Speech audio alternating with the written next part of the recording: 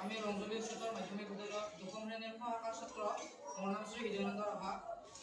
নমস্কাৰ মোৰ নাম শ্ৰী জুবিন ৰাভা। নমস্কাৰ মোৰ নাম শ্ৰী মঞ্জিত ৰাভা।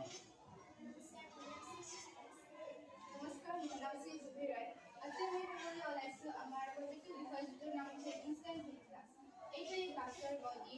এই গ্লাছটোৱে পানী গৰম কৰিব পাৰে, চাহ বা কফি বনাব পাৰে ইনষ্টেণ্টলি।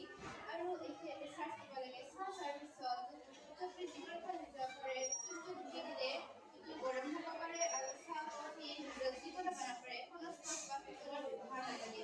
এইটো এটা টেপ যাব পাৰে আৰু এই গ্লাছটো ইয়াৰ পৰা ওলাব পাৰে। এই LED লাইটটো ইয়াতে আছে যিটোৱে মিঠাইটো যদি চাৰ্জ দিয়ে সম্পূৰ্ণৰূপে।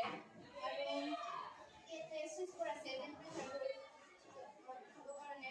আজি ক'বলৈটো the glass has a built-in heating coil at the base, like an electric kettle.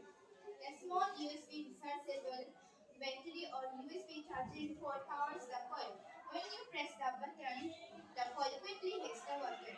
The glass is made of heat-resistant material that insulated on the outside. কিছুমান ব্যৱহাৰ যেনে